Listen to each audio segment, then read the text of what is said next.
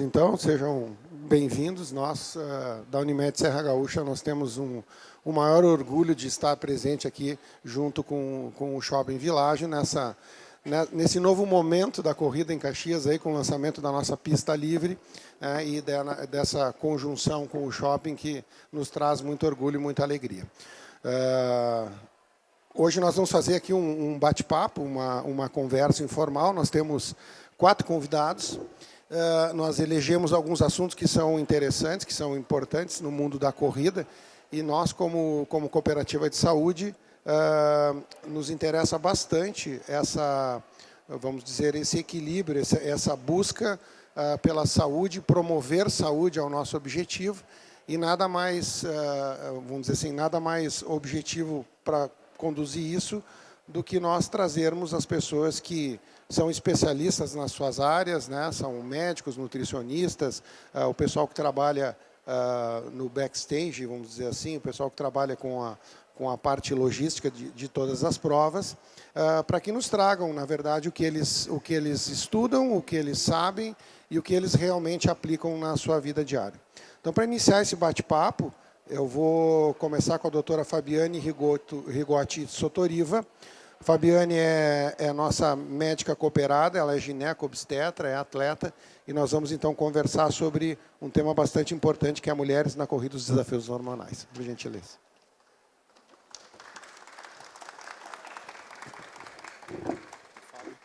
Fábio, então, seja muito bem-vinda. Nós conversávamos essa semana que um dos desafios que eu particularmente também converso com alguns atletas é que nós homens nós reclamamos bastante, mas alguns não se dão conta do que é talvez a dificuldade aumentada para a mulher nos seus aspectos hormonais, desde coisas simples, né? Que é imaginar que num dia antes da prova tu pode menstruar, né? Ou durante a prova, né? Ou mesmo as questões de climatério, menopausa, enfim. Fábio. Boa tarde, obrigada pelo convite, né? Realmente, claro que a gente, desde o início, né, da nossa vida feminina, a gente tem muitas modificações do nosso corpo, do nosso rendimento, né? E isso torna muito presente nos momentos do nosso esporte, do nosso treinamento e quando a gente vai enfrentar algum tipo de competição, algum tipo de torneio, né? Então, vai desde a época que a gente está menstruando até a época que a gente vai estar mais experiente, mais perto do climatério, da menopausa, e faz muita diferença, sim.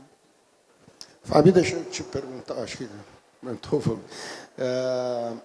Uma das coisas que a gente pergunta assim, é possível ou é indicado para as atletas evitarem esse ciclo hormonal? Como funciona isso para que algumas atletas... Isso é prejudicial? Ou, enfim, mais diretamente, é possível que a atleta que passa a fazer competições evite menstruar, por exemplo, e como isso é feito e quais são os riscos disso? Claro que cada caso tem que ser bem individualizado. Uma mulher que tenha bastante sintomas durante a menstruação, que tenha um ciclo mais longo e que pratique competições, né, que participe de competições, o ciclo menstrual ele é bem prejudicial. Nos dias, né, do primeiro ao quinto dia do ciclo da menstruação, o rendimento diminui, a força diminui, né? Então, como não tem como a gente prever, o ideal é não competir nos dias de menstruação. Não tem como. Pela natureza, não tem como. Então, claro, né, sempre individualizado, né, tem várias formas de a gente segurar a menstruação, desde pílulas, né, anticoncepcionais, dispositivos que vão regular um pouco melhor a menstruação, para evitar de estar menstruada, né, no seu período durante uma competição. Inclusive, para quem tem um rendimento alto, até programar os seus treinos, né? Tem períodos do mês onde até o treino deve ser evitado, né? Treinos mais leves devem ser feitos. Para a gente ver a dificuldade que é, né? Então, vamos dizer assim, vocês deveriam merecer uma medalha extra em cada corrida. Mas acho que não vai acontecer. Mas, enfim, um outro ponto importante, e a gente tem que se antenar também, que esse uso de medicação, mesmo que ele é hormônio, então ele provavelmente deve cair no doping, né? Então isso já é uma outra dificuldade. Exatamente. Então, falando de anticoncepcional, por exemplo, né, para poder programar o teu ciclo e não estar menstruada no dia de prova. O anticoncepcional, ele acaba bloqueando um pouco a nossa testosterona, que já é muito baixa, comparando com vocês, né, nem se compara. Então, a gente vai ter uma diminuição da nossa capacidade de força. Então, por isso que realmente tem que ser bem individualizado, cada mulher, até porque tem mulheres que têm um ciclo mais curtinho, outras chega até perto dos 10 dias, né? Mas não existe uma pílula mágica, né? Porque ou diminui a tua testosterona natural, ou tu vai correr o risco de, numa prova, que é importante, a gente vai estar não vai conseguir treinar da mesma forma e render da mesma forma. Perfeito. Então, a gente merece, sim, medalha a mais. É um grande desafio. Acho que o importante, como tu falaste, é sempre personalizar o tratamento, cada um, né, buscar a resolução do seu problema. Uma outra questão que a gente observa, e eu observo muito no consultório também, que são as questões de fratura por estresse, que são mais comuns em mulheres, e que nós vemos a tríade terrível, né? Que é uma alteração alimentar. Normalmente as mulheres têm uma restrição alimentar, porque não querem ganhar peso. Isso, na verdade, acontece com todo mundo, mas eu acho que é maior nas mulheres. E essa restrição alimentar, com o aumento do exercício, que causa uma amenorreia, e a osteoporose, acabam criando uma tríade que proporciona às mulheres um risco aumentado para a fratura por estresse. Como é que tu vê isso na prática diária? Para quem tem bastante, faz um treino mais intenso, mais frequente, acaba tendo uma ingesta menor em gordura. Essa ingesta menor em gordura a gente não consegue metabolizar todos os nossos hormônios, né? E aí a gente acaba a gente chama de bloquear o eixo, né? Que é estímulo do ovário para o cérebro. E aí faz com que a gente acabe parando de menstruar. E isso é muito ruim. No primeiro momento, a gente comentou, né? A mulher é ruim treinar, menstruada, fazer prova no seu ciclo. Daí, então, acaba parando de menstruar achando que é bom. E, na verdade, é muito ruim. É porque extrapolou a sua capacidade naquele momento. Então, restringindo gordura, restringindo carboidrato em excesso, a gente vai acabar tendo uma diminuição muito grande dos nossos hormônios naturais, diminuindo a absorção de cálcio, perdendo cálcio, acabando tendo lesão por fazer uma osteoporose Ciclo, né? Precocemente, né? Esse é um ciclo, né?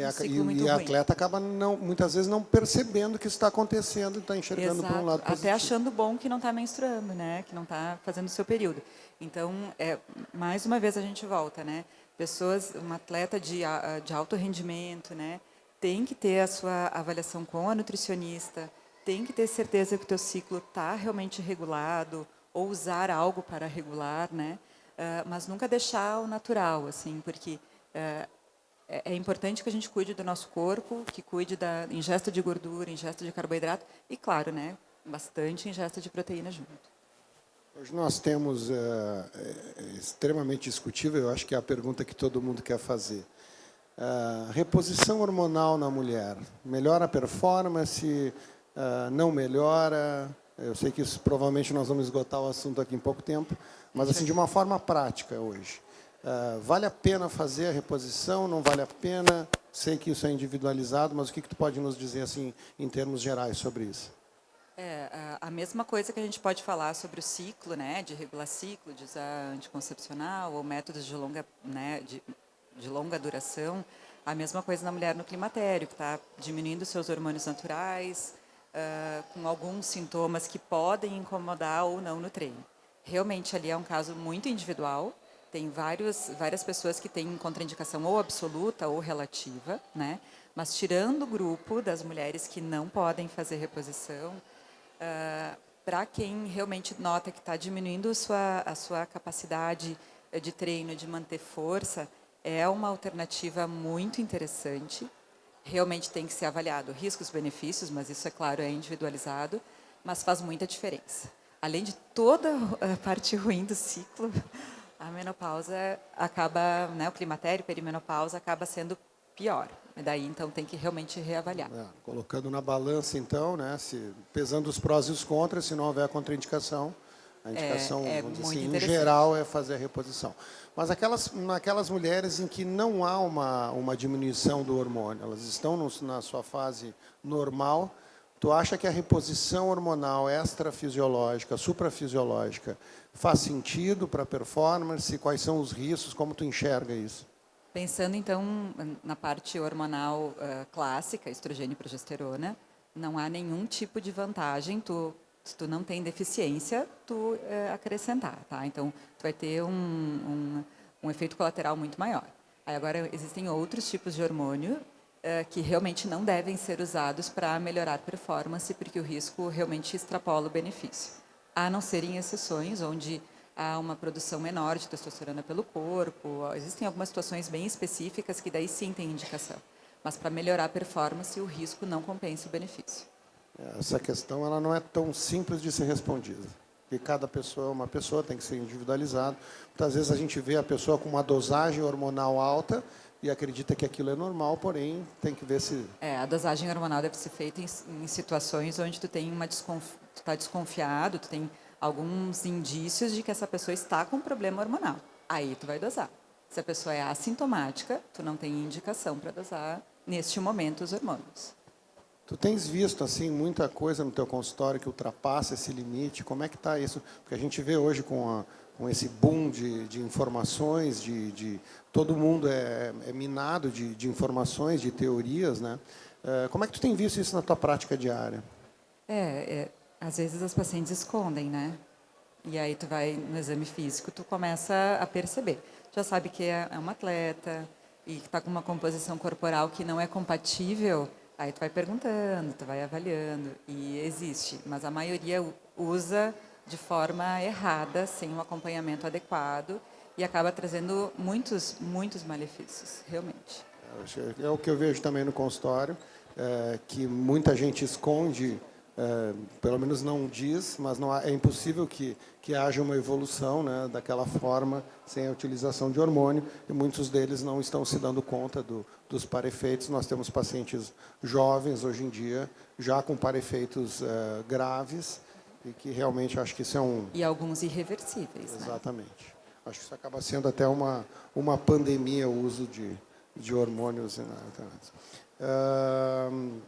A questão de reposição de vitamina D, que também é outro assunto que todo mundo entende, todo mundo fala, tem que repor, não tem. Como é que tu vê isso? Olha, essa parte é bem difícil de te dizer. Tá? A gente está numa região que realmente a gente tem a infelicidade de não ter tanta exposição do sol, e às vezes quando tem, a temperatura não permite.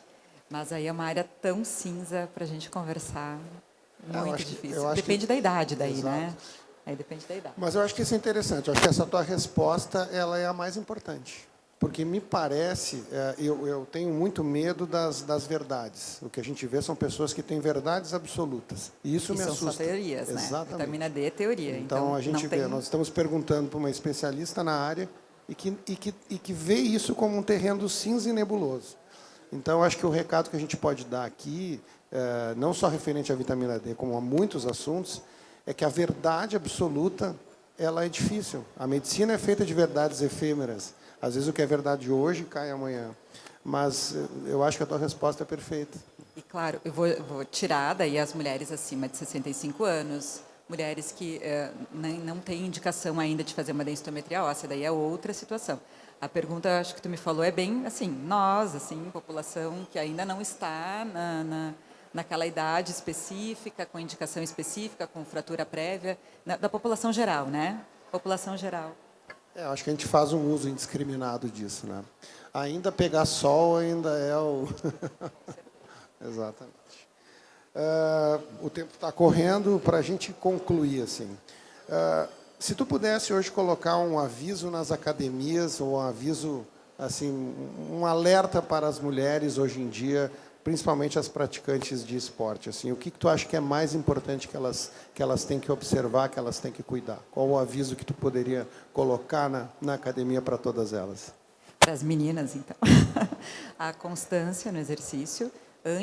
Pessoas que não estão fazendo exercício, primeiro fazer uma avaliação, para ter certeza da sua capacidade cardiovascular, ter certeza que não tem nenhum problema de saúde que vá atrapalhar. Passando isso, uma constância, uma avaliação com uma nutricionista, porque a gente acredita que sabe o que comer, acredita que sabe a proporção adequada e às vezes não é. Se está passando por um ciclo feminino mais difícil, procurar, ou perto do climatério, procurar o seu ginecologista para fazer uma avaliação, para programar o seu treino, para poder diminuir os sofrimentos durante o treino também, né? E eu acho que é mais isso, assim, cuidar com as modas, né? Cuidar com muito suplemento, muitos exames, né? Isso também tem que ter um cuidado, porque é muito fácil tu se enganar, né? Por melhora de rendimento. E a constância, né? Importante. Perfeito. E o que a gente vê isso, né? O mundo mudou, parece que as pessoas suplementam mais, usam mais suplementos, usam mais exames, usam mais... E, na verdade, isso não mudou a performance geral das pessoas, né? A não ser o gasto e o risco, às vezes, de utilizar, né, vitaminas ou suplementos que não fazem sentido. Alguma pergunta? Vamos abrir um espaço para alguma pergunta? Alguém quer fazer algum questionamento? Não? Fábio, eu acho que foi muito bom essa nossa conversa. Eu acho que isso abre um caminho, pelo menos, para a gente se questionar algumas coisas. Então, em nome do Shopping Village, em nome da Unimed CH Ocean, nossa cooperada, a gente te agradece aí. Parabéns.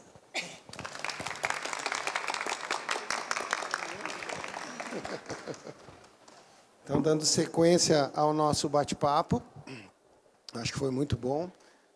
Nós vamos convidar aqui a Natasha Mariano, que é nutricionista, que vai nos falar sobre o tema comer para correr, os erros silenciosos da nutrição esportiva. Ela também é ultramaratonista, então ela sabe de cadeira isso. Obrigado por ter aceitado o convite. Contigo aí, Natasha. Obrigada pelo convite. Uma felicidade estar aqui falando sobre alimentação para corredores, já que é uma situação que eu vivo diariamente. E falar sobre comer para correr é uma coisa assim que eu mais gosto, amo falar. A gente hoje tem muito essa questão da suplementação e deixa um pouquinho de lado essa questão do comer. Comer arroz, comer feijão, comer batata. O básico, ele funciona muito. E eu vejo que as pessoas, mulheres e homens também, nas consultas, acabam tendo uma dificuldade em aceitar que o arroz com feijão é que vai te dar o resultado. Não é a creatina, não é a betalanina, não é o coffee superfaturado, não. É o arroz com feijão e a carne, o frango, os ovos. Então, é o básico. Perfeito.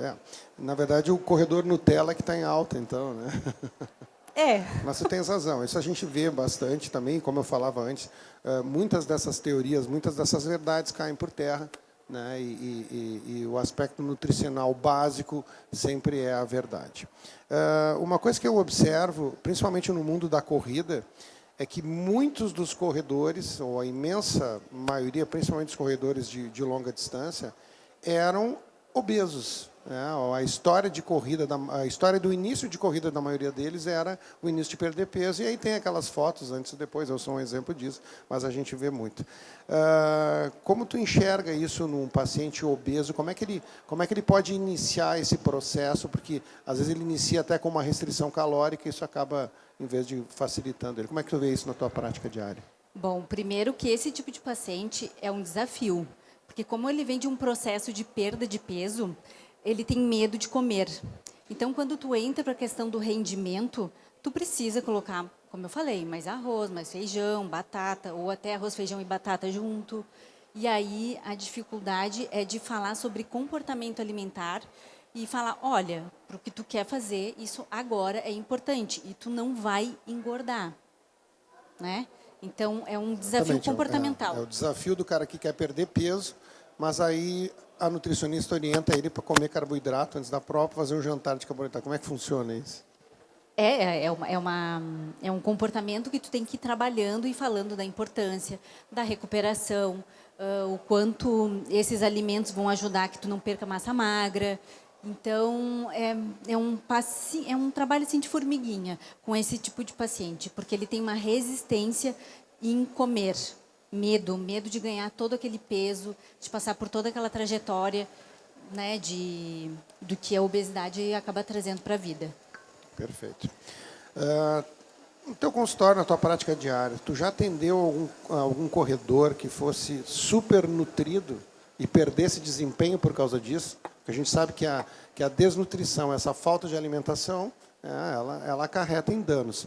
Mas aquele cliente, aquele atleta que é super nutrido, aquele cara que toma 6 géis para fazer 10 quilômetros, como é que tu enxerga isso? O super nutrido, eu não tive ainda esse paciente.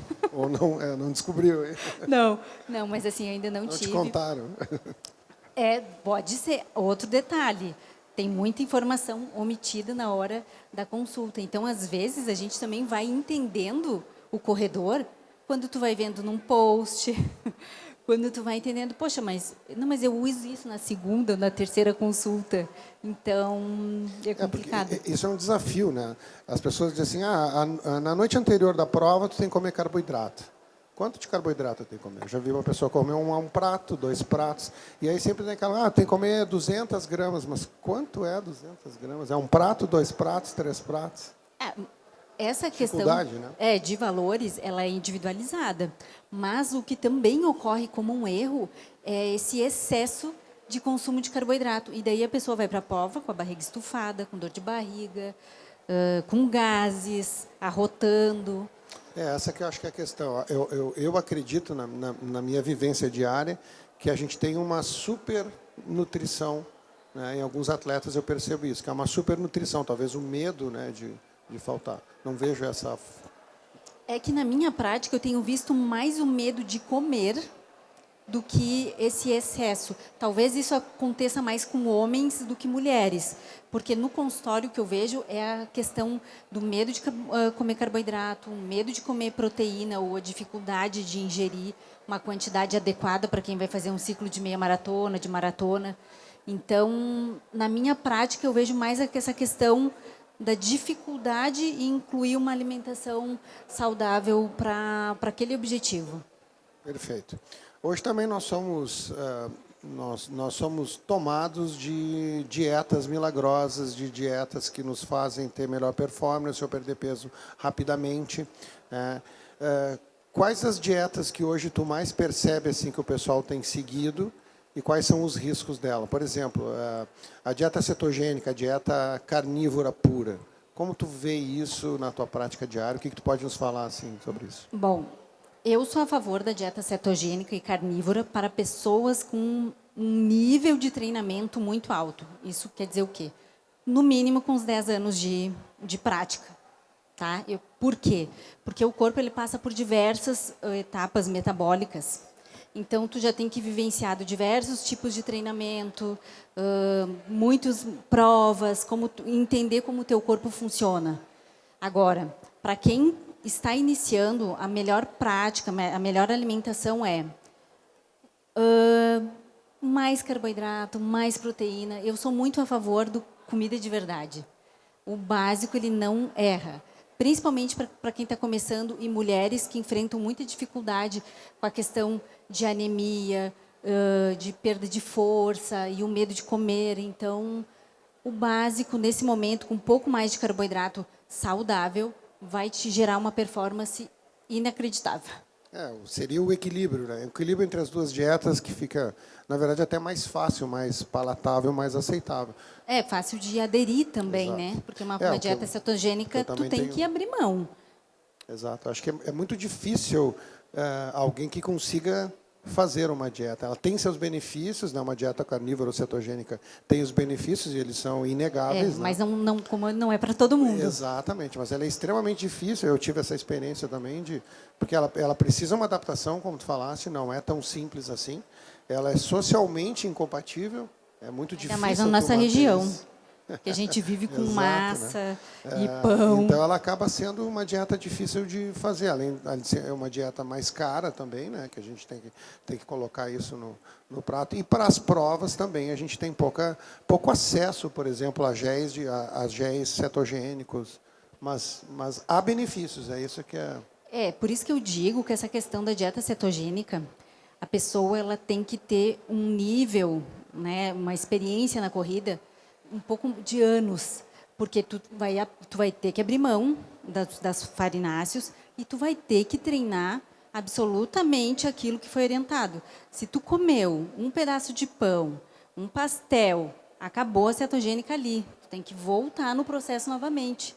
Então, imagina tu fazer isso num ciclo de prova. A própria dosagem, né? Perfeito. O que tu vês hoje no consultório? Assim, qual é o maior mito que ainda existe na cabeça do corredor sobre corrida? O que tu chega no consultório e que mais tu tem que... Que gel vai engordar. Mas eu vou tomar tudo isso aqui de gel, não vou engordar, não. Não vai, não te preocupa. Tem 20 quilômetros para fazer, tu não vai engordar. Esse é o maior mito. É um medo. E as mulheres É o medo do ganho de o peso ganho de com a peso. alimentação na prova. Exatamente. Então, comer carboidrato não vai fazer com que tu engorde se tu tiver uma orientação para ti, para o teu objetivo, para o teu nível de treinamento, os dias que tu treina. Então, isso é bem importante falar. Não vai ser o gel que vai fazer isso, né? É todo um contexto. Perfeito. No teu prato antes de uma prova, o que nunca entra e o que sempre entra obrigatoriamente? Eu adoro comer arroz com carne, né? Quando eu tenho essa possibilidade. Dificilmente eu como massa. Não é uma coisa que me agrade muito. Isso no dia anterior, tu fala ou no pré-prova? No dia anterior. E mesmo para os dias de treinos longos. Então, até pão com frango é uma coisa que eu gosto de fazer. É básico, né? Super fácil. Outra coisa que não entra é suplementos à base de carboidrato em pó. Eu preciso comer. Perfeito. Eu sou um observador do cotidiano, né? Então a corrida me fez observar muito isso. Eu observo as pessoas no dia anterior e principalmente no café da manhã. No café da manhã é engraçado, porque tu encontra todos os corredores ali, tá todo mundo com o seu número, e aí eu fico olhando só, cada um come um cachorro quente, um come só banana, um come uma proteína, um come queijo, outro não imagina queijo jamais, porque é um ladrão. Então isso é muito engraçado, acho que, né? É aquilo, tu tem que treinar. Eu, por exemplo, dia de longo, no café da manhã eu como ovo e banana. Se a gente for ver dentro das recomendações nutricionais e internacionais, não é o mais indicado ali abaixo de 3 horas que a gente inclua uma proteína. Mas eu treino isso há muito tempo. Então, para dar certo, para o meu treino render, eu tenho que comer um ovinho mexido com uma bananinha salteada. Mas tu já tem isso no teu costume diário, não? Sim. É uma coisa... Eu acho que talvez o que a gente mais veja é ninguém muda aquilo que já faz. Já está acostumado com aquilo. E exatamente. Mas que tem modelos diferentes, tem. Tem modelos diferentes. E aquilo, como tu disse, não existe uma verdade absoluta. Tu vai ter que treinar a tua digestibilidade. Porque, por exemplo, quando eu vou só com uma banana, eu chego no meio do treino, eu tenho fome, eu tenho vontade de comer. Então, isso é uma coisa que eu já estou adaptada. Mas tem gente que toma whey com banana, né? Treinou isso. Então, essa questão do treinar o café da manhã para o dia da prova ela é importante. Tem que fazer isso todos os treinos longos, que eu costumo dizer. Porque tu só vai fazer aquilo que tu treinou, até de parte digestiva.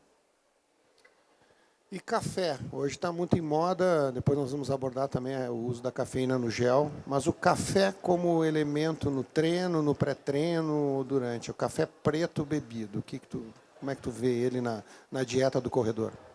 Eu acho excelente, realmente auxilia, mas, claro, sempre tem aquele que tem uma sensibilidade intestinal que, às vezes, a pessoa nem percebe e que acaba alterando, porque né? Ele é diurético também, né? Ele tem diurético. Um efeito diurético também. Mas ele também pode dar uma estimulada nessa questão intestinal. Então, para muitas pessoas, não faz muito bem. Então, é aquilo, o café da manhã, de longo ou de prova, tu precisa analisar o que dá certo, como que teu intestino vai reagir a tudo que tu come. É uma questão de observação. Perfeito. A gente fala muito em nutrição para corridas longas, para ultramaratona, mas a gente percebe até que essa é a nutrição mais fácil, pelo menos eu vejo assim, porque tu tens tempo para corrigir isso. né? Talvez aquilo que te faltou no café da manhã, tu pode repor durante a prova, né? Afinal de contas, lá tu tem 6 horas, 8 horas, então nesse período tu consegue corrigir toda a tua estratégia. Mas aí a pergunta é o seguinte, e aquele corredor que vai fazer 5 quilômetros, o que tu achas que não pode faltar? O que é o alimento que ele subestima, mas que é importante e ele não vai ter tempo para recuperar isso? Eu acredito que esse corredor de 5 quilômetros ele tem que fazer uma boa janta. Porque o café da manhã ele vai precisar de um tempinho para essa transformação de energia. Então, não vai ser bem o café que vai te ajudar. A janta é que vai te dar a energia necessária para que tu tenha um bom rendimento. Perfeito. É o que a maioria fala, né? Não adianta comer do café da manhã, porque tu vai gastar ele de tarde. Então, é bem interessante isso. E aí, diferente do cara que vai fazer uma ultramaratona, que ele vai gastar isso durante o período do dia. Né? Então, são situações diferentes e talvez por isso que a gente veja dietas diferentes pré-prova. Alimentação para quem corre 5, 10, 15, 42 e acima de 42, ela acaba mudando. Então, quanto mais distância, mais tu vai precisar repor essa energia, mas também a questão de vitaminas e minerais, que eu vejo que é a coisa assim, que mais faz falta hoje em consultório, e eu não digo nem de repor de forma de suplementar, mas o comer. Então, é o comer que vai te dar, vai ser os legumes, as frutas, os vegetais que vão te proporcionar essa adequação. E é uma resistência muito grande, né? Para incluir esses vitaminas e minerais na rotina das pessoas. Então, acho que a suplementação também durante provas pequenas é importante. Mais líquido ou as cápsulas de sal ou cápsula? O que hoje é melhor? Eu ainda ontem falei sobre isso, sobre essa questão líquida. Eu acredito que para quem está iniciando, a melhor estratégia é o gel, tá? Porque ele é prático, tu vai conseguir pensar em tudo que tu precisa fazer durante a prova. Então, o gel, tu vai ali, só abre e a suplementação está funcionando. Então, essa parte mais líquida eu não vejo como uma estratégia muito interessante para quem está iniciando. É muita coisa para pensar. Perfeito.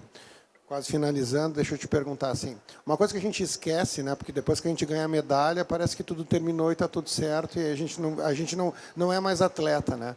Nesse pós-corrida imediato, assim, que eu acho que o pessoal tem subestimado muito o cuidado, o que tu pode nos orientar? Precisa fazer o pós-treino. É o pós-treino que vai ajudar na recuperação muscular, para que tu reponha tudo aquilo que tu perdeu, para as adaptações musculares se recompor de uma forma mais rápida. E isso é bem subestimado. Então, come uma banana, um whey ou um ovinho mexido, mas não deixa de fazer. É porque no pós-imediato, às vezes, a gente não tem acesso a isso, né? E aí, quando vê, passaram 2, 3 horas, não comeu, está ali, ou se alimentou ali de... Mas a gente tem um tempo, até umas 4 horas, tu consegue ter essa janela para fazer esse pós-treino de forma adequada. Eu já vi gente até consumir gel pós-prova. Que não faria sentido, mas... Não faria sentido, né? Se faltasse uma nutrição, é que como ninguém fala nada, a prática diária acaba sendo a verdade, né?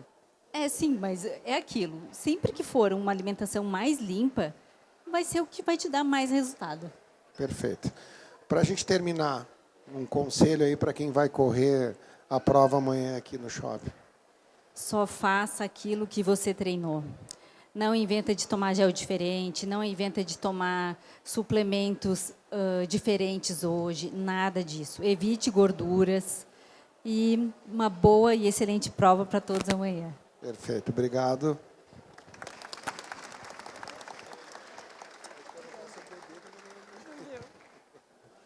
Muito legal. Às vezes a gente tem dúvidas pessoais, a gente ouve muita coisa, né? E que a verdade, como eu disse, ela não é absoluta.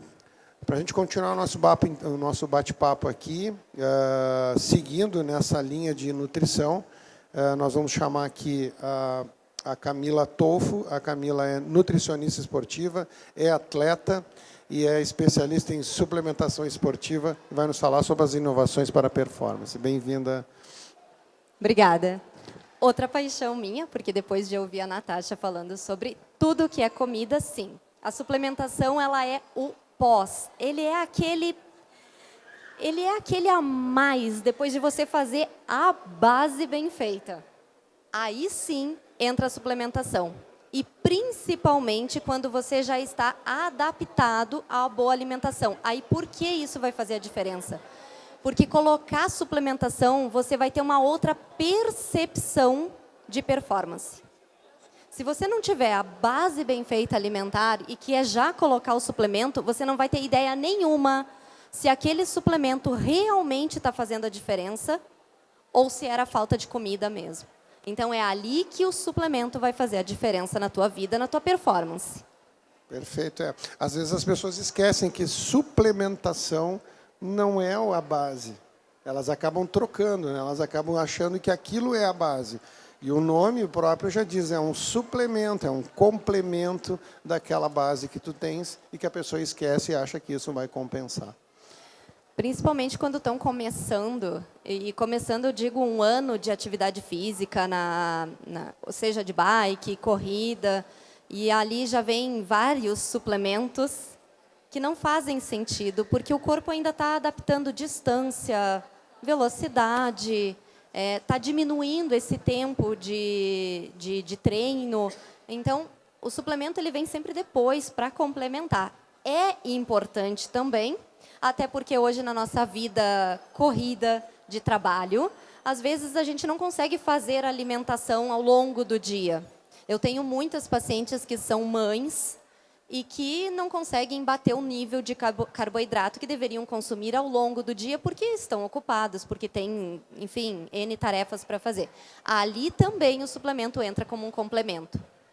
Perfeito. Tu acha que se tu tivesse hoje que apostar numa inovação que vai ser nos próximos anos, que vai dominar a suplementação nos próximos anos, qual seria a tua aposta hoje? Primeiro que uma das coisas que já veio e está vindo mais forte é a suplementação mais limpa, mais leve na hora da digestão. Então, as marcas elas estão apostando em produtos clean label, que é o que a gente diz, com menos corantes. Na verdade, muitas marcas hoje já não estão utilizando corantes. Produtos naturais que aumentam a digestibilidade e a aceitação para aquelas pessoas que têm uma dificuldade no estômago, no intestino, que tomam e depois tem um piriri, tem um desconforto. Então, as marcas estão apostando nisso, em todas as áreas do suplemento. Estão saindo na frente as empresas que fazem. Essas tecnologias de hidrogel, tu acha que hoje seria a aposta da suplementação? Com certeza. Não só o gel, mas hoje as empresas com suplementos em pó. E, na verdade, a mesma com o suplemento em pó também tem o gel e o gel mesmo em pó. É a grande aposta na área da suplementação. Na verdade, não seriam elementos novos, mas sim o meio de absorvê-los ou o meio de consumi-los. Quando a gente fala em elementos novos, a gente tem que entender que a suplementação veio da comida.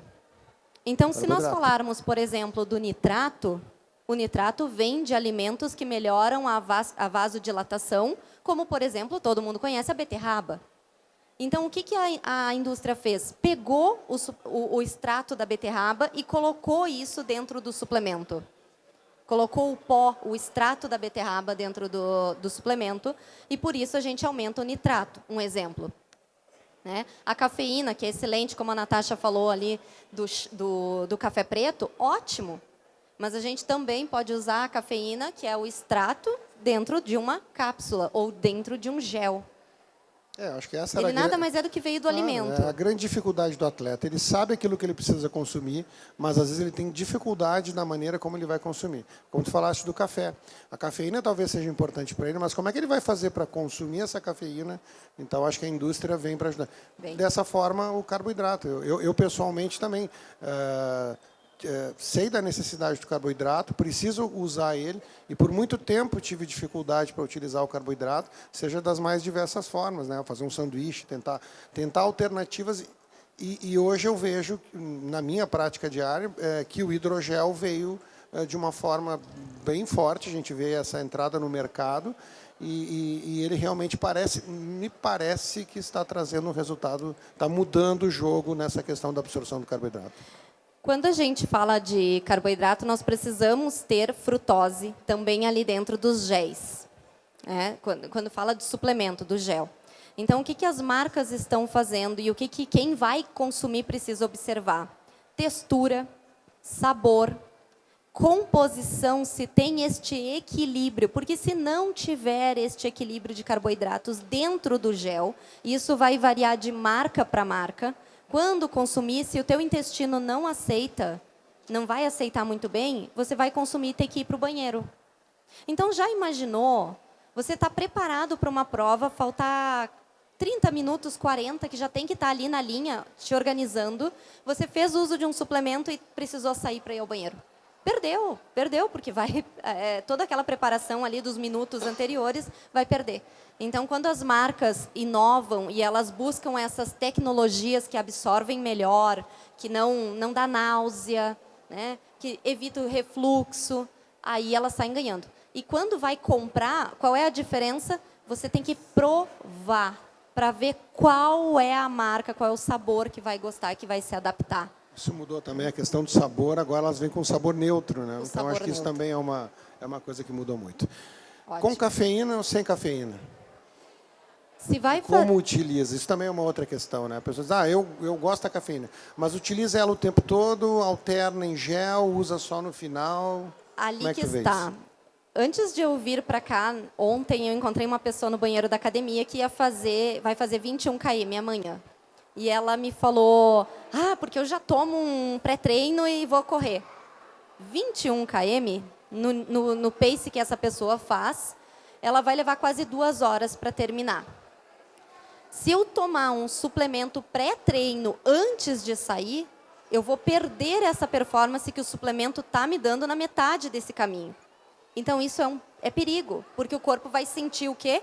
A queda de energia. Então, quando eu falo de cafeína, que é a base destes suplementos pré-treinos, o que eu tenho que perceber? Qual é o horário em que eu vou consumir? Geralmente, a gente alterna a cafeína e ela já vem dentro do gel de carboidrato, que é mais fácil, né? Já vem ali dentro. Faltando sempre uns 40 minutos para terminar a atividade física, o treino, eu posso fazer uso da cafeína, porque é o tempo que ela vai levar até ela aumentar esse estoque ali dentro do meu corpo, aumentar a energia, e aí sim a cafeína é melhor. Então, vamos supor que quem vai fazer 21 km amanhã, tomar cafeína antes de sair de casa, cafeína comprimido, cafeína cápsula, suplemento. Talvez não seja a melhor escolha.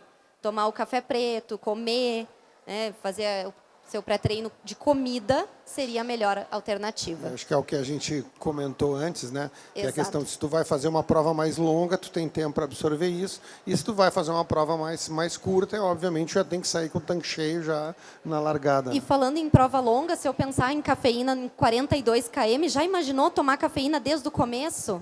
Você vai estar lá nos 26, 27 km e a vontade de fazer xixi, a desidratação, porque a cafeína vai fazer isso. Então, você já está lá com o intestino, ele não está absorvendo mais nada. Você já está nos últimos, só Deus na causa. E aí você usa a cafeína desde o comecinho. Isso daí pode acabar realmente com a tua prova. Eu tem que treinar. particularmente faço uso da cafeína, mas eu já sou um usuário de cafeína, Eu sou uma apaixonada pela cafeína.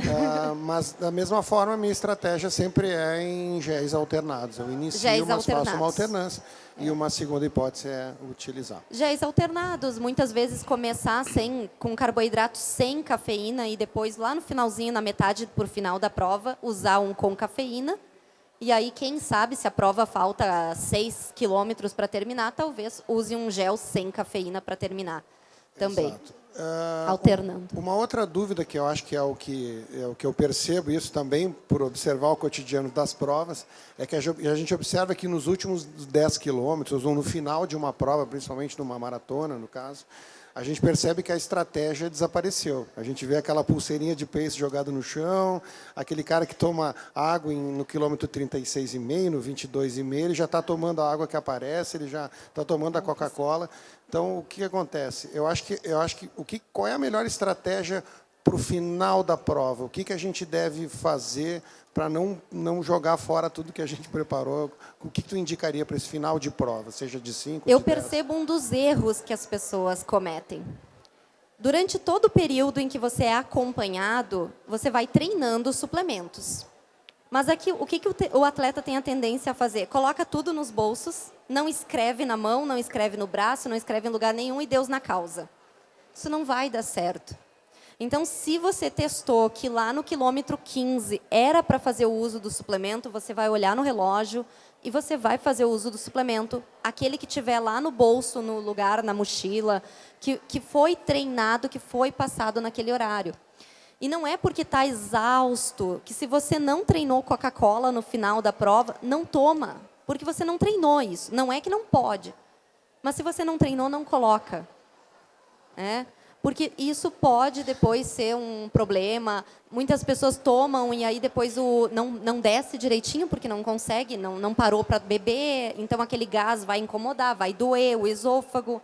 Então ela vai ter um problema. Mas treina, é difícil resistir uma Coca-Cola gelada. Não é que não pode, mas no quilômetro 38, mas a pessoa, né? Depois do 33 é Deus na causa mesmo. Mas tem que treinar. Tem que treinar. Fez isso durante os treinos que tinha, os treinos longos, quando tinha 28, 33, treinou isso. Parou num posto de gasolina e tomou essa Coca-Cola para experimentar, para ver o quanto ela vai fazer diferença, se é realmente necessário ou não, né? Pela questão ele é um pico de açúcar, né? Faz um pico de insulina. Então, ele, na verdade, ele quebra com tudo aquilo que tu treinou, ele quebra com toda a estratégia.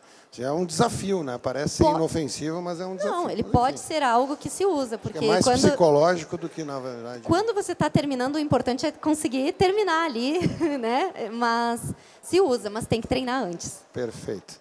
Uma pergunta que eu acho que todos nós temos é em relação à creatina. Eu tenho ouvido muita coisa sobre isso, muito defensor. Às vezes chegam a me perguntar como é que a humanidade conseguiu sobreviver sem o uso da creatina. Porque me parece que a creatina é necessária, né, para tudo, para a gente pensar, para a gente viver. Claro que eu acho que há evidência, sim, sobre o uso da creatina, mas até onde a gente vai, até onde isso é verdade, até onde ela é necessária e até onde a ciência hoje comprova a sua eficácia, a sua necessidade. Primeiro, realmente a creatina é um dos suplementos mais estudados, que mais tem evidências científicas, inclusive a gente já tem ali até alguns estudos para gestantes. Mas, enfim.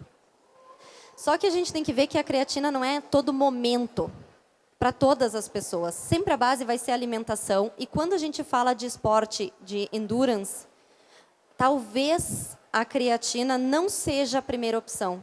E sim suplementos à base de carboidratos, talvez com a cafeína, porque a cafeína vai inibir, vai reduzir o nível de dor, vai reduzir o nível de fadiga durante o treinamento.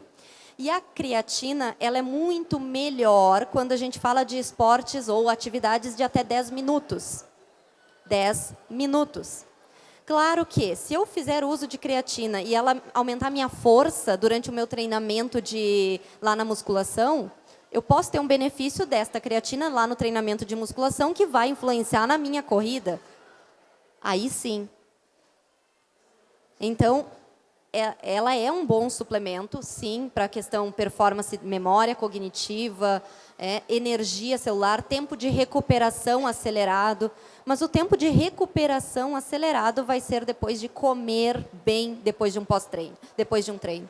Então, mas eu gosto da creatina também, ela é um dos mais estudados. Perfeito. Só tem que ver quem é que precisa. Há evidência sobre o benefício. Mas, de novo, o benefício da suplementação e não da substituição da alimentação pela creatina. E ela é de uso crônico também. Então, não adianta esquecer no sábado ou no domingo e começar a tomar na segunda-feira de novo. Perfeito. Uma outra pergunta também, que acho que muitos atletas já têm acesso a isso, eu particularmente tenho uma experiência, que é o uso da betalanina. Eu queria que tu falasse sobre isso. Este suplemento, assim como a creatina, também é muito estudado. A betalanina, ela dá aquela parestesia que coça a orelha, coça tudo que é lugar quando você toma, principalmente se não está muito acostumado a tomar a fazer o uso da betalanina. Alguém tem experiência com betalanina? 1, 2. Ela dá coceirinha em tudo que é lugar que você tomar, principalmente no comecinho. Depende da dosagem. Mas ela é ótima, né? Porque o que a betalanina vai fazer? Sabe, a gente chama isso de tamponamento, ela tampa. Então, quando você está fazendo atividade física de força, e aí dá aquela queimação no braço, que parece que você não vai conseguir fazer mais uma repetição, né? Ou na perna que queima. Então, a betalanina, ela existe, ela vai entrar ali, ou seja, ela vai aumentar os níveis de um produto chamado carnosina, dentro lá da carne, do músculo, e ela vai tampar essa dor. Então, ela te faz resistir um pouco mais. E o uso dela é distribuído ao longo do dia, em doses que podem ir de quilo de peso da pessoa, ou pode ser uma dose de 6 gramas ao longo do dia, distribuídos, porque ela tem uma meia-vida, um tempo curto no corpo. Então, hoje a gente já tem suplementos que são à base de cafeína, nitrato, betalanina e creatina também. Toda uma mistura ali dentro dos suplementos, mas não podemos esquecer que essa dose ela deve ser fracionada. Então, se eu vou usar um suplemento pré-treino ou para o meu treino, ao longo do dia eu complemento com betalanina. Perfeito. E a necessidade também da utilização da carga prévia, né? Essa betalanina, a princípio, segundo os estudos demonstram, ela tem efeito, porém há uma necessidade que se faça um carregamento, seria de 4, 6, 8 semanas antes de uma prova. O que as evidências mostram que acima de 24 semanas a betalanina deixa de te entregar essa percepção de rendimento. Então, nós usaríamos de 6 a 16 semanas, ou de 6 a 12 semanas, antes de uma prova. Fechou 24 semanas, a princípio não teria uma resposta melhor porque está usando a betalanina. O mesmo se aplica à creatina, que seria um tempo de 16 semanas, que é mais ou menos 4 meses ali. E depois, o aumento dessa performance devido à creatina, pode ser que não tenha. Então, se você não treinou, não está preparado, não adianta usar no desespero, não há o que resolva. Não tem nenhum suplemento de última hora que possa nos dar a performance. É até perigoso fazer uso de última hora. Só Eu mesma rezar. já treinei e fui tomar uma vez fui tomar um super café antes de fazer um treino. No quarto quilômetro eu já tive que parar, porque eu não continuei. Então não faça, se não treinar, não adianta. Perfeito. Para a gente concluir, uma última pergunta. Bicarbonato, tem evidência científica? Como é que se utiliza? Porque a gente vê muita gente usando o bicarbonato para tamponar o Exatamente. ácido lático, mas para Tem mim, sim. a reação do ácido lático ela é intracelular. Como é que a gente faz para absorver um bicarbonato no estômago e que ele vá fazer essa reação? Ele tem sim. Eu não usaria para pessoas que estão treinando para 5 quilômetros, 10, mas pode ser utilizado, quem sabe, num treino de tiro, para evitar aquela náusea. E sim, ele tem evidência, ele vai reduzir, ele vai bloquear essa ação lática, que é essa dorzinha, essa queimação. Não é tão comum com treinos de 5 quilômetros, 10. Como vou explicar? Ele faz diferença, mas não é algo que todas as pessoas precisam usar, o bicarbonato. Perfeito. Camila, obrigado. Nosso tempo é curto, mas acho que foi bastante esclarecedor aí. A gente agradece e depois a gente faz uma foto junto aqui, todo mundo. Muito Obrigado. obrigada.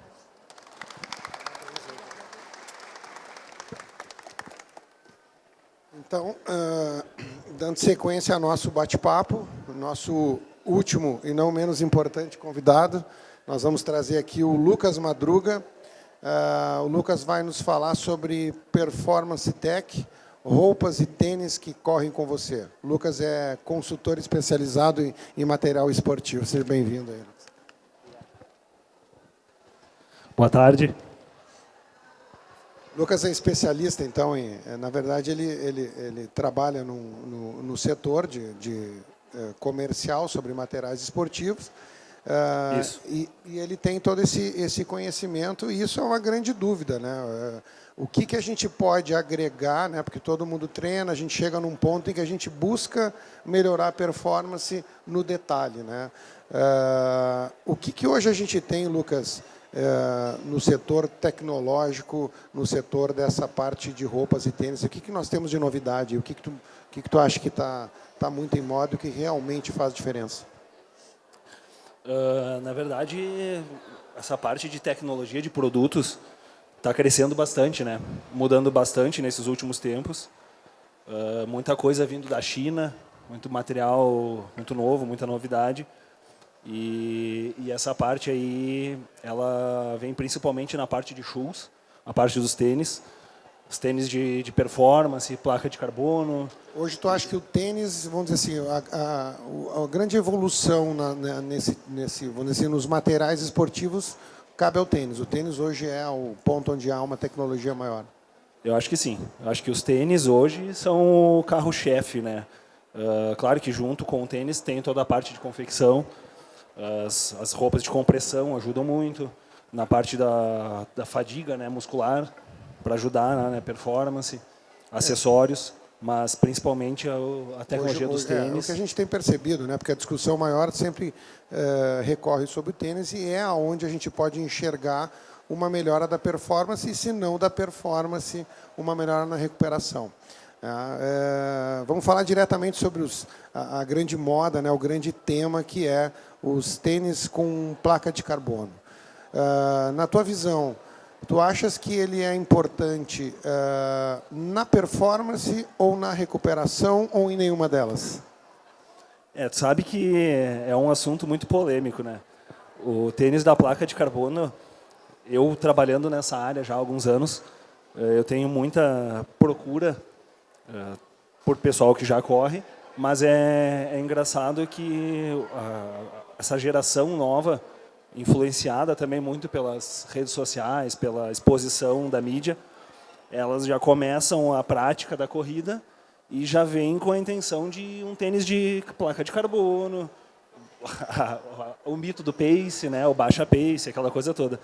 E a gente sabe, né, a gente que já treina há um tempo, eu não sou tão rodado assim, mas pela experiência que eu tenho, a gente já sabe que não é isso que vai fazer toda a diferença, né?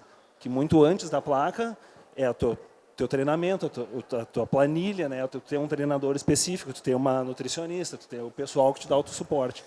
É o que eu tenho visto e discutido com alguns atletas, que alguns utilizam ou não, mas é que, na verdade, um tênis novo ele é um doping, né? Se tu tem um tênis novo, tu tem uma motivação a mais para correr. Então, na verdade, psicologicamente, a gente já sabe que ele, o efeito placebo de comprar um tênis novo, funciona. Como tem aquele esquema das meninas, né, do look novo, né, o melhor pré-treino, o tênis não deixa de ser um ótimo pré-treino, né? Eu acho que, na minha opinião, a gente precisa de um tempo maior para observar isso. Até porque, nós discutimos isso antes aqui, nós temos perfis diferentes de corredores. Eu peso 95 quilos. Então, é praticamente impossível que uma placa de carbono no meu tênis vá melhorar a minha performance. Mas mas eu utilizo tênis com placas de carbono. E posso te garantir que me parece, essa é uma impressão pessoal, de que a recuperação ou de que o cansaço é menor. Ou seja, eu não vejo uma diminuição do meu tempo, uma diminuição do meu pace, mas eu vejo que talvez por uma longa distância, e que é, na verdade, o contrário que se preconiza, né? O tênis de placa para longa distância ele não é discutido, mas eu percebo que eu tenho menos fadiga, pelo menos na loja posterior da perna, e isso já discuti com alguns corredores, principalmente os mais pesados, que eles referem que tem um pouco menos de dor na parte posterior. Não sei se tem observado isso. Com certeza. A placa de carbono, voltando um pouco ali no início do assunto, essa proposta do tênis, ela vai te auxiliar, claro, para quando tu quer aquele teu RP, né, buscar teu melhor tempo, a tua melhor performance. O que é bom para um corredor não é bom para o outro. Então, isso são casos também muito singulares, assim, muito individuais, né? E a placa de carbono, sim, além dessa questão da performance, de te dar essa redução do tempo ali para te buscar teu RP, consequentemente, tu faz menos força, né?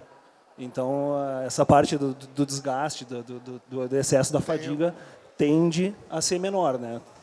Eu acho importante essa discussão, até para aliviar a pressão assim dos corredores, porque parece que se tu não tiveres um tênis com placa de carbono, tu não vai conseguir praticar. Então essa pressão a gente tem observado, assim, que vamos dizer assim, uma pressão talvez pela mídia, pelo comércio, de que tu tenha que ter esse tênis, e se tu não tiver.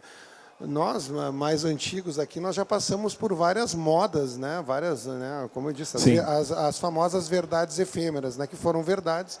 Eu me lembro de uma época em que a gente não podia correr se a gente não fizesse, se não fosse ver o pé, se não fosse... Nós tínhamos a própria ASICS, lançou uma época, né, os tênis para pronado e supinado, e para mim era um pavor, porque eu tenho um pé que é pronado e outro que é supinado, né? Então era uma coisa que não cabia. Isso, a primeira coisa não tem que muito o que fazer. Exato. Né? E eu tive a oportunidade de questionar um fabricante da ASICS lá na maratona de Nova York e perguntei para ele exatamente isso. E aí o que ele me disse, que aquele tênis não era para pronado e para supinado, era para pronados graves e supinados graves, ou seja, era aquilo para quem tinha uma deformidade. Mas a maioria dos corredores não tem essa deformidade. Tanto que isso não fez tanta diferença, né? A grande maioria é a pisada neutra, né?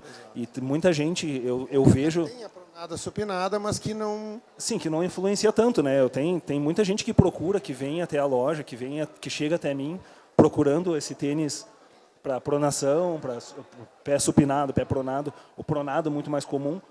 E tu vai ver na prática, tu vai ver o desgaste do tênis da pessoa, às vezes nem chega a ser uma coisa tão alarmante assim, né? E isso é uma coisa importante também, né? Que as pessoas dizem, meu tênis gasta mais de um lado, ok, qual é o problema disso? Tu usa mais aquele lado, tu gasta mais aquele lado. A pergunta é, isso me traz algum malefício? Não. A pessoa já tem a mesma pisada há 20, 30, 40 anos, começou a correr e descobriu que a pisada dela tem uma pronação. E não necessariamente ela tem que ter um tênis específico para pisada pronada. E que também ela não é incorreta, né? Isso a gente observa muito nas chegadas de prova. O corpo dela está acostumado já, né? Exatamente. A mecânica dela, a pisada, já está fazendo isso há 30 anos, né? Exatamente. A gente percebe naqueles grupos de elite que estão chegando, que cada um caminha de uma forma. Um vai pé para fora, um vai pé para dentro. Então não tem um padrão, né? Principalmente nas mulheres, você percebeu nas linhas de chegada, assim, eu acompanho uma maratona profissional, o grupo de elite caminham de formas diferentes, né? Não existe um padrão para todo mundo. É legal, e isso não é errado. Não é errado. Tu vê as maratonas, as majors, né? O pessoal de elite chegando, cada um é uma pisada diferente. E outra coisa, aquilo que tu falou, é a questão do costume. Também observei muita gente que foi ao laboratório para mudar a sua pisada, que fez todo um trabalho para mudar a sua pisada, porque estava errado, conseguiu fazer isso no laboratório e, quando voltou para a pista, voltou para a mesma pisada. Então, isso não fez diferença. Né? Mas, enfim, não alterou em nada. Acho que a gente está vivendo, não sei se tu percebe isso, mas acho que a gente está vivendo esse boom do tênis com placa. A pergunta é, isso vai sobreviver? Isso é uma realidade que veio para ficar? Ou tu já tem percebido que isso já começa a ser, no mínimo, discutível ou em desuso? Eu acredito que vai ficar bastante tempo ainda, e a tendência é crescer bastante, porque com esse boom da corrida, né, com o crescimento do esporte da corrida, a dedicação, o aumento de grupos de corrida, de assessorias, então só tende a aumentar, né? E com isso, o desejo, o consumo pelo tênis, pela performance, todo o mercado, né, que gira em torno da corrida. Hoje a gente vive novamente, né, graças a Deus, um novo boom da corrida, né, que talvez pela pandemia tinha havido um arrefecimento, mas hoje de novo a gente se encontra, e muito disso pela situação econômica também, né, porque a corrida ela gera, né, tem todo esse principalmente do tênis. Hoje nós estamos batendo a casa de quase R$3.000, nós conseguimos ter tênis com quase R$3.000, que era uma coisa inimaginável, mas já começamos a ter isso. Né? Até uns anos atrás era um espanto tu comprar um tênis de R$1.000, né? Exatamente. Meu Deus, R$1.000 é um salário mínimo. Hoje de 10 tênis na parede, tu pegar 8 custam 1.000. O primeiro ASICS que saiu lá, que era um tênis de corrida ultra, ele custava R$1.000, ele tinha batido a casa dos R$1.000, e hoje isso já é praticamente comum. Uma outra pergunta que eu quero te fazer, referente a roupas, é bermuda de compressão. Hoje a gente tem toda essa, né, cada um é muito difícil tu te adaptares. Eu acho que isso sim é muito pessoal de cada um, até porque cada um tem um tipo de corpo, cada um tem o seu trauma, cada um tem o seu gosto pessoal. Não vejo isso, a maioria das roupas, pelo menos fora o tênis, mudar a performance, mas a bermuda de compressão é algo que eu vejo mais tecnológico, pelo menos em falando de calção. Tu acha que a bermuda de compressão ela tem algum efeito, se a gente, vamos dizer assim, pode acreditar ele, pelo menos como ele promete, uma diminuição da fadiga por segurar o músculo de chacoalhar ali, ou não? Sim, eu acredito que sim. A bermuda de compressão, e para as mulheres o top, né, é muito importante também, mas a bermuda de compressão, falando do público masculino, bom, não no masculino só, mas masculino e feminino, ele dá essa sustentação quando é um tecido de qualidade mesmo, né, de alta compressão. A sustentação... Exato, isso é importante também. Importante, né? um produto de qualidade. De compressão, né? Não é de compressão, né? Isso, tu compra uma bermuda de compressão que não é de compressão. Uma bermuda uma suplex, vamos dizer assim, né? Então, quando um produto de qualidade de compressão, de alta compressão, ele dá, sim, essa sustentação muscular, diminuindo a fadiga também, e o atrito, né? Então, eu acredito que sim, ela melhora, ajuda nessa performance também, né? Tem a questão da estética, né? Que muita gente não gosta. Então, acontece muito, a pessoa quer a bermuda de compressão, mas fica com aquela coisa de, tipo, não me sinto confortável, né? Aperta muito, tem a perna muito fina. Compra uma bermuda soltinha, bota por cima e vai embora, né? De novo, né? Não dá para se acreditar todo o sucesso para aquele cara que não quer ou não gosta da bermuda de compressão. Talvez ele não perca tanto por isso, é muito pessoal, né? Eu falo por experiência própria. Eu sou um cara alto, todo esguio, né? Vamos dizer assim, magrão. Então também tinha esse preconceito com a bermuda de compressão. E de uns tempos para cá acabei cedendo, né?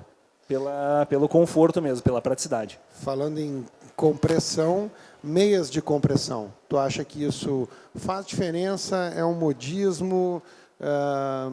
Como é que tu enxerga as meias de compressão nesse mundo?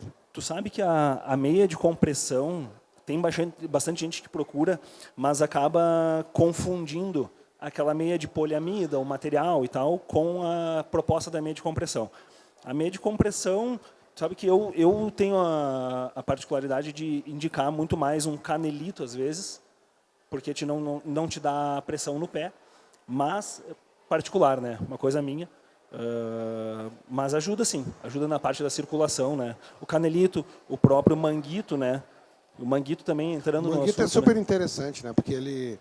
Eu não sei se ele ajuda na performance, mas ele é um coringa, porque tu consegue utilizar ele no início de uma prova e para te baixar ele, para te utilizar no freio. A gente tem muita diferença de frio e calor. Eu acho que ele é uma peça bem interessante. O manguito é uma curiosidade legal. Eu fiz a maratona de Porto Alegre, né? Tava um dia bem frio e durante a prova, assim, tu via no percurso assim luvas, manguito, corta-vento. O pessoal vai se descascando e vai jogando, né? E o manguito realmente ele é muito prático, ele te ajuda nessa questão climática, te ajuda também na parte de fadiga muscular, porque tu vai fazer, por exemplo, 42 quilômetros, tu fica ali naquela posição por muito tempo, te gera cansaço, te gera fadiga, né? Na parte, o pessoal acha que só cansa a perna, mas as tuas costas, lombar, os braços também tem esse... E o frio, tu falaste bem, né? Muita gente fica passando frio antes da prova, né? Por medo de levar uma roupa e descartar. E isso é um gasto energético enorme, né? Esses 15 minutos que tu fica ali passando frio, tu poderia ter. E o manguito, eu acho que ajuda nessa. Sim, nessa é uma peça bem prática, né? E tem uma procura grande. Também o manguito entra muito nessa questão da rede social, assim, porque o pessoal às vezes procura o manguito e nem sabe a necessidade, nem sabe a funcionalidade dele, né? Vê porque vê a galera usando os influenciadores, o grupo de coisa, todo mundo correndo igual, com o mesmo tênis, com o mesmo manguito. Eu quero um manguito, eu quero aquele tênis ali do fulano. E nem sabe para que serve, né? Mas ele é uma peça bem prática, bem funcional mesmo. Nós temos, acho que todos os atletas receberam o buffer que está no kit, e que também é uma peça interessante, né? Que tem a gola, né? Eu até pedi que viesse junto com o manual de utilização, porque ele tem várias maneiras de utilizar, muito prático, e não precisa descartar ele, porque ele cabe em qualquer bolso, né? Então acho que ele é um artigo também que a gente pouco usa, mas deveria usar mais, principalmente na nossa região, né? Na nossa região, né? Tu achas, então, que a roupa de alta performance, ela realmente faz a diferença ou ela é só um marketing?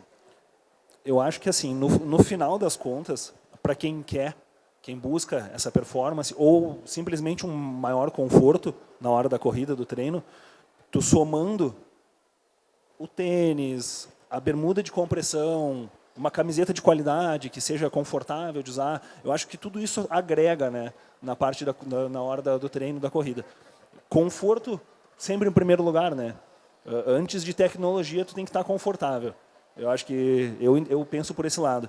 E tu somando os detalhezinhos, tu somando a camiseta confortável, uma camiseta boa, uma bermuda de compressão que vai te dar aquele conforto, que vai te dar aquela segurança, e tu se sente bem com ela, tu se sentindo bem com aquela roupa, consequentemente tu vai ficar mais à vontade para correr, vai se soltar melhor, né?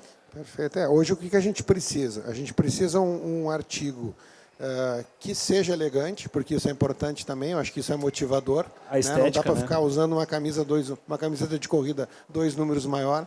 Sim. Então a gente procura elegância, a gente procura um tecido que evapore rapidamente. Eu acho que isso é uma característica que muita gente não se dá conta, né? Que tu tem um tecido que evapore o suor rapidamente, que faz com que aquele suor não fique retido no corpo, para que não pese, que ela seja leve, que ela tenha durabilidade.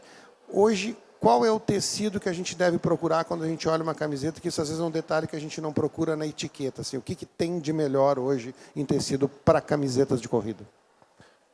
Eu indico sempre, e a grande maioria, né, é a camiseta de poliamida. A camiseta de poliamida... 100% poliamida, com algum elastano, talvez. 100% poliamida ou 98% poliamida, elastano, mas nessa proporção, assim, né?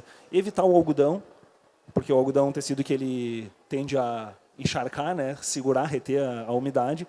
Então, o tecido de poliamida, evaporação rápida, essa linha dry tech, assim, né, de evaporação mesmo. Eu estou rindo porque eu me lembrei que eu sou do tempo que a gente corria com um número de algodão.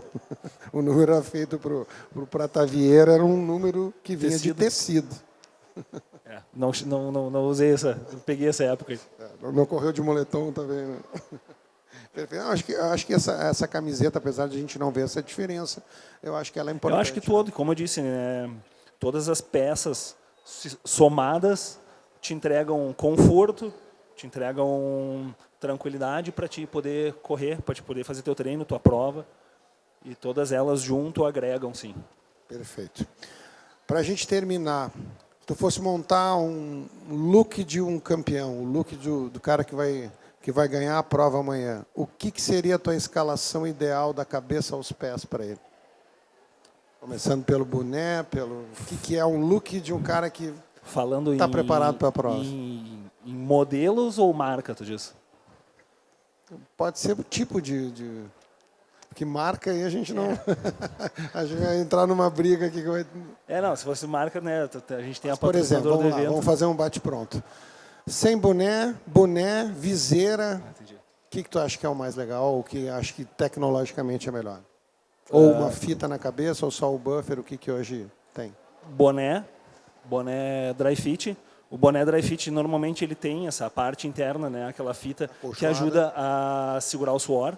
Então, a tendência, tu utilizando o boné, o suor ele vai escorrer para a aba, vai pingar e não vai entrar no olho. Então, boné. Perfeito. Camisa de manga longa ou regata?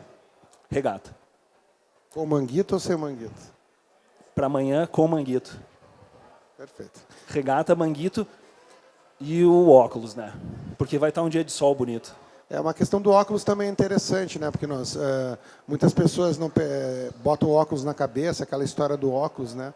E há uma opção agora que é a lente que ela muda com a intensidade do sol, né? Fotocromática. Sim. Então esse é um investimento que eu acho que vale a pena para o atleta, que principalmente como nós que costumamos ou começar muito cedo, que é escuro, e as provas iniciam... dias nublados também. Exato, né? E provavelmente ontem, né, se for no inverno, 7 horas da manhã à noite, então tu inicia a prova à noite e depois vem o sol, e aí o pessoal está com o sol na cabeça, então acho que essas lentes fotocromáticas é uma excelente dica.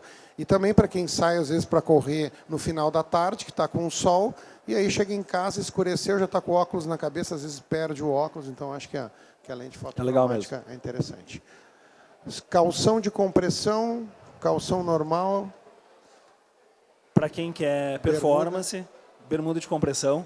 E se a pessoa vai curtir o evento, vai fazer o videozinho, vai se divertir, pode ser aquela bermudinha que tenha o dry por cima e a perninha por baixo já, que não tem tanta compressão, né? Isso fica mais justinho, para levar o celular, para botar o manguito depois. E para terminar, tênis com placa ou sem placa? Segue a mesma linha da bermuda, né? Tanto faz. Se tu quer conforto, se tu quer se divertir com teus amigos, curtir o evento, que é fantástico, que vai estar lindo, um tênis confortável, um tênis que tu já corre, né? Nada de testar coisa nova. E se tu quer terminar com sangue na boca, daí um tênis de placa. Show de bola. Obrigado, Lucas. Obrigado aí pelas tuas explicações. Pessoal, então, concluímos a nossa roda de conversa aqui. Eu queria convidar os nossos convidados. Fica aqui, Lucas, nem vai embora para nós fazer uma foto. A Fábio, acho que está... A Fabiana está por aqui ainda. A gente fazer uma foto. E em nome do Shopping Világio e em nome da Unimed Serra Gaúcha, eu queria agradecer também a todos vocês aí pela participação, por estarem ouvindo a gente e principalmente boa prova a todos amanhã. Curtam bastante esse momento, né? Se preocupem principalmente em se divertir e sigam as dicas aí do pessoal. Muito obrigado a todos. Então.